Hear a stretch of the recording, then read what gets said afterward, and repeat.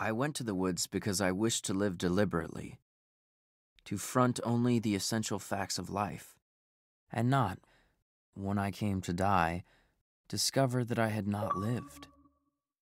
I wanted to live deep and suck out all the marrow of life, to live so sturdily and Spartan-like as to reduce it to its lowest terms, and, if it proved to be mean, to get the whole and genuine meanness of it, or if it were sublime, to know it by experience, and to give a true account of it.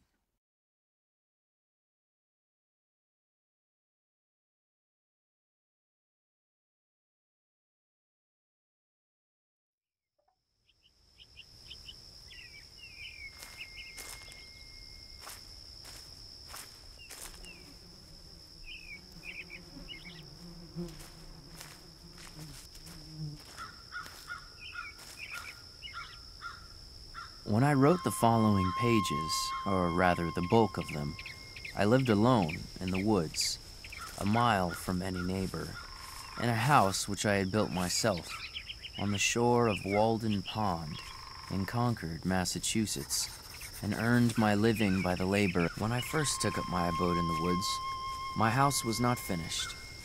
It was a pleasant hillside where I worked, covered with pine woods, through which I looked out on the pond, and a small open field in the woods where pines and hickories were springing up.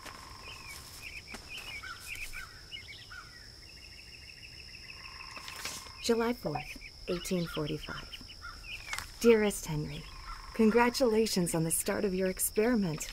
I hope that the work goes well and the ideas are fruitful. Mr. Emerson says you are intent to devour yourself in our woods, but I hope that you will remember to take good care and keep yourself well. Mother worries, as do I. Your loving sister. July 1845. My dear Henry, Mr. Emerson has assisted my family in acquiring a house near Concord, and there we are now, writing and living like philosophers, which is to say, with little but happily. There is some of the same fitness in a man's building his own house that there is in a bird's building its own nest. Who knows but if men constructed their dwellings with their own hands and provided food for themselves and families simply and honestly enough, the poetic faculty would be universally developed, as birds universally sing when they are so engaged. "What are you doing now?" Emerson asked. "Do you keep a journal?" "So I make my first entry today."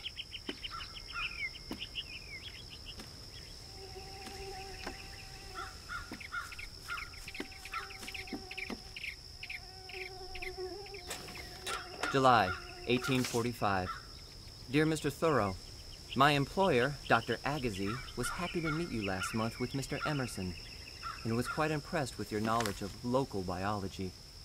He wonders if you might be able to provide some specimens for him to use in his work. Dr. Agassiz would gladly come to Concord to collect such specimens himself, but is drawn away by numerous and pressing engagements. If you are amenable to this idea, we will soon send you requests for these items and are happy to pay you for your trouble. Sincerely, James Elliott Cabot, Assistant to Dr. Agassiz, Harvard University.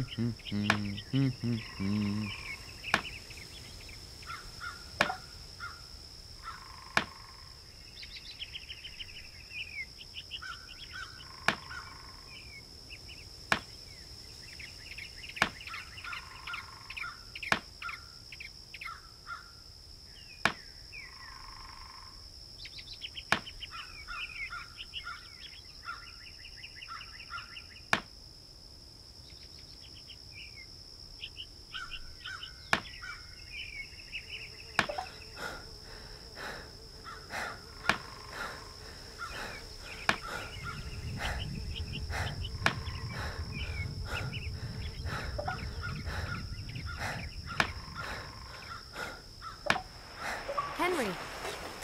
Henry, are you all right?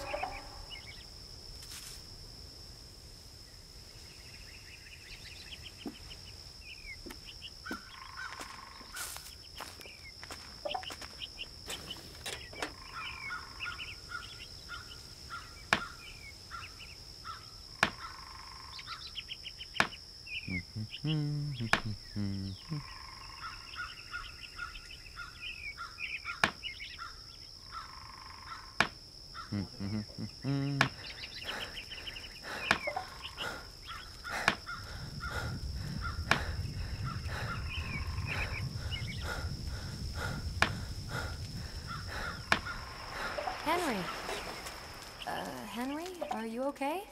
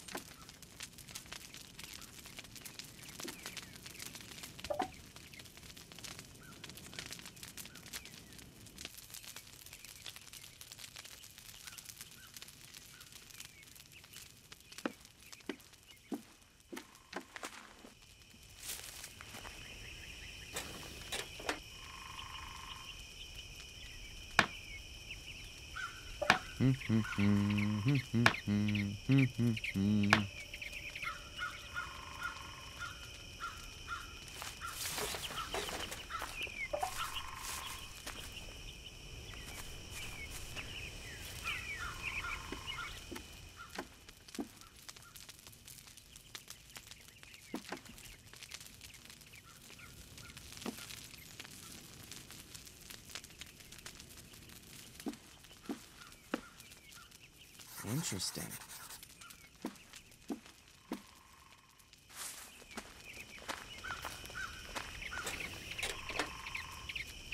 Ah.